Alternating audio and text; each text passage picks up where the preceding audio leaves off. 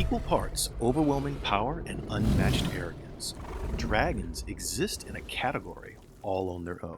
This sorceress inherited all of that and more from her silver dragon ancestor. Able to command the very elements themselves with the snap of a finger, one might even wonder if she is a dragon in disguise. You smell funny. Like fire and iron. Like a dragon. Today's Baldur's Gate 3 lore build is the Scion of the Silver Dragon. All right, let's take a look at the build for the Scion of the Silver Dragon. So we're going to be breaking this into a few steps. We're going to be starting with what you would do at character creation, along with some of the choices that you may pick. And then we'll take a look at spells, along with items that you can find as you progress through the game. So first, we're going to go with, who is the Scion of the Silver Dragon? The lore that I've created for this is the Scion of the Silver Dragon is a sorceress that has come from a village that is protected by a silver dragon. This silver dragon has been living amongst this collective of mortals for a few generations now, and the Scion is a descendant of this particular silver dragon. Now, in the lore, silver dragons are known to sometimes disguise themselves as mortals to live amongst them. So that's kind of what we're using as the binder for this particular lore. Now, in terms of what race that you could go with for this character, the thought that I'm going with is that this is a community that has a little bit of everybody. So go ahead and pick your favorite character race for this. I went ahead and built a Seldarine Drow. Now, for class, of course, we're going to be going Sorceress, specifically the Draconic Bloodline. For cantrips, there are a variety of cantrips that you can go with for this. I would say the only thing that I would feel is probably required for this build, the way I've kind of put this together, is the Ray of Frost cantrip. So this sorceress is going to be someone who specializes in ice magic. So this is why we want this. But other than this, go ahead and take anything that kind of suits your fancy. For the spells, I usually go with the safe options of Shield and Magic Missile. Now, you could pick up Ice Knife as another cold spell to add to your arsenal early on. And if you do, I would say swap maybe Magic Missile out for Ice Knife, and you can pick up Magic Missile later. Dragon Ancestry, of course, we're going to be going with Silver. This is going to give us level 6 cold spells are going to be more powerful, and we're going to be resistant to cold damage, and it gives us Featherfall. So for the background of this character, I went with Sage. The idea that I have going with this is that this is a character that's looking to expand their own power. So they've learned all that they can from the dragon during their time in the village. And so their main goal is to kind of expand that knowledge base and become even more powerful. Starting abilities. This is very much a roleplay build.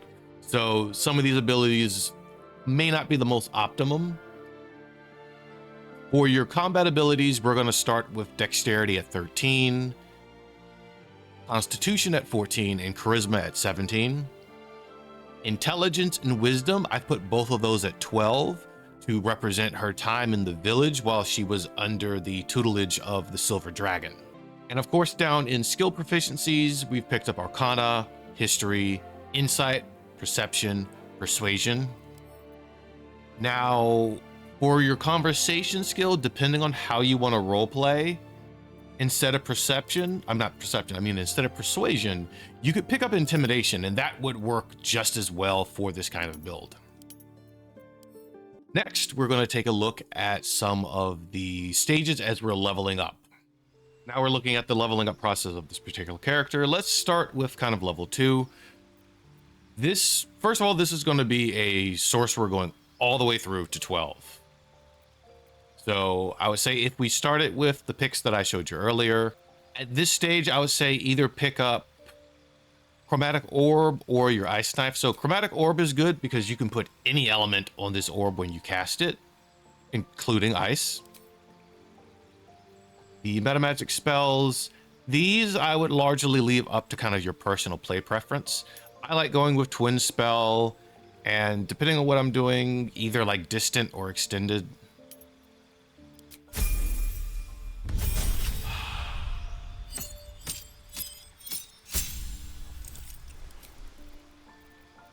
For this spell here, I would definitely recommend going with Misty Step. This is just a good mobility spell. And for this, Quicken spell is always great.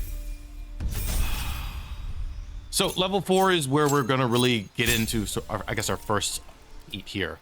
So at this level, it's pretty simple. We're going to be capping out these two abilities. For spells here, I would say, once again, since we got, if you picked up Misty Step, you could go with kind of whatever you kind of see as, you know, whatever you see fit. But we can pick Ice Knife here. Similar with the cantrip, this is just kind of what you want to deal with.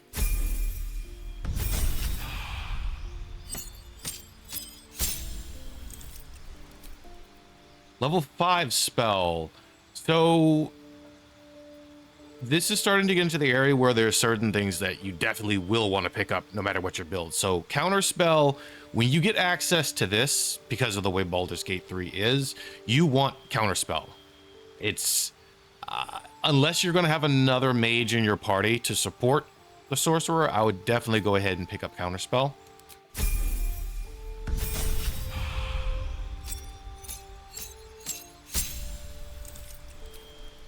Spell choice here. Now, like I said, we're back to kind of doing what you may want as preference. So we're going to say here, if you're looking for another ice type spell, Sleet Storm is a good one.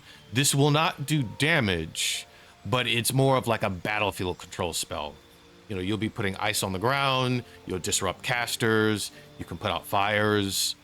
If you simply wanted like a pure damage spell, Fireball is just an easy pure damage spell to go with. Haste is always a good one to pick up as well. I would recommend not getting Fly because we are going to be able to fly when we get into our later levels. So it'll be a waste of a spell choice. But for this one, sticking with the ice theme, let's go ahead and grab Sleet Storm.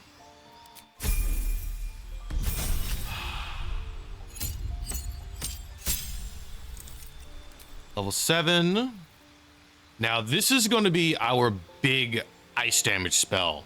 So Ice Storm, it's going to be definitely like, this is probably the most we're going to do for AoE, unless we later go back and pick up Fireball. But for like an ice damage, this is our big AoE spell. So this is kind of a required spell for this build.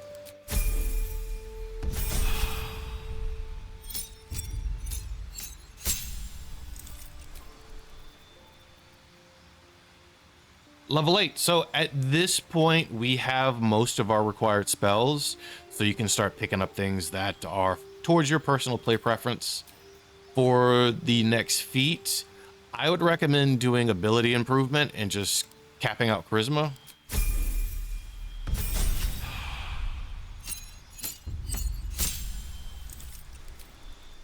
So this will be the last ice spell that the game provides the sorcerer.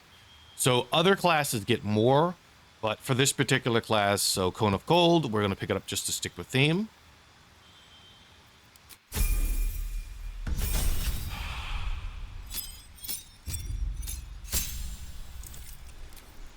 Is it any cantrip at this point will work for spells? Since we have all of our cold spells, now I would just say kind of pick what just feels probably fun.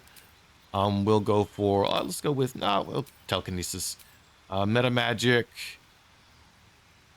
We'll go subtle.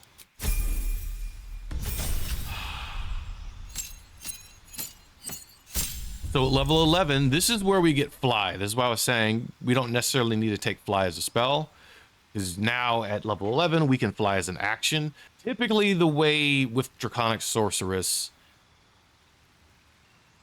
I want to say on the tabletop, you can grow wings.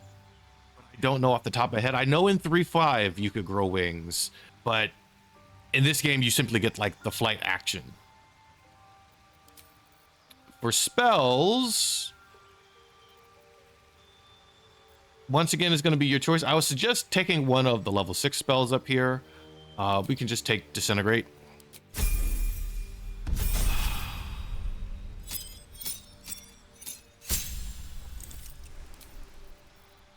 And we will take Global Invulnerability. Now for the feat, so we more or less have all of our abilities that would be required of us.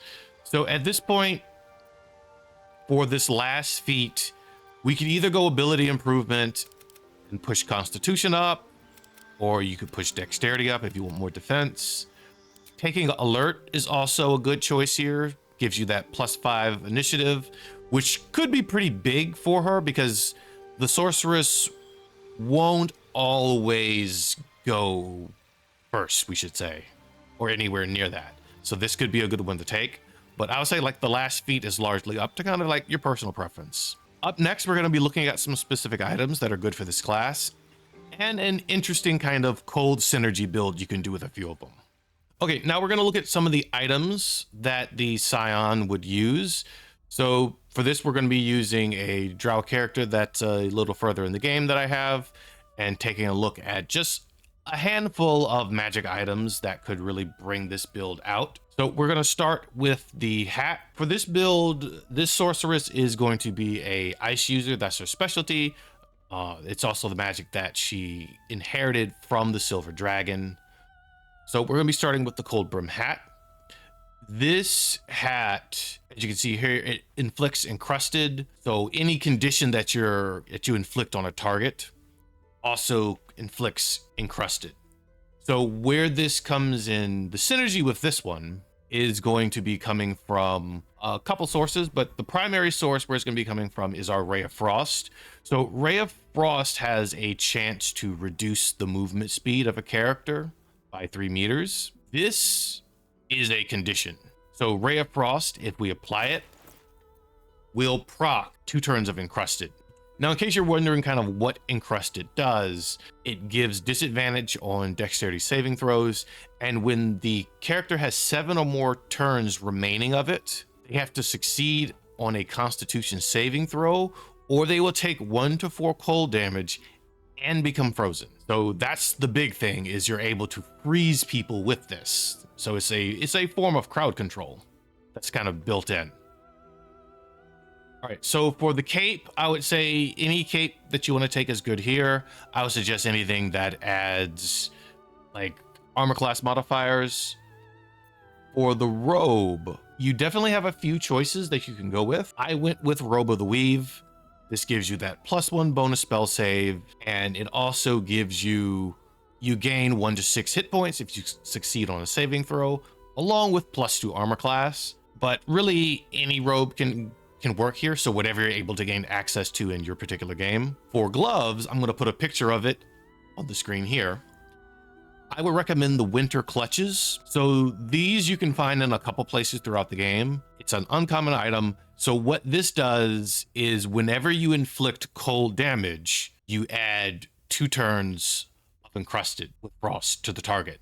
So this is guaranteeing that as long as we're dealing cold damage, we're at least putting 2 turns of encrusted. Now, if you're able to proc the hat for the condition damage, you can apply 4 turns. So there's a potential that with just the 1 cantrip, you can put 4 turns on a person, which you're halfway to that 7-turn threshold. For the shoes, any will work, but I always say go with the Disintegrating Nightwalkers. You get these in the Underdark during Act 1, and these are really hard to beat in terms of usefulness. You know, you can't be enwebbed, entangled, ensnared, and for our purposes, you can't slip on ice. So we're able to drop these down, we can ice up the entire floor, we'll be good, and it gives us a free cast of Misty Step as a bonus action. For necklace, I went with the Corvid token. So anything that you can pick that you want to go with could go here.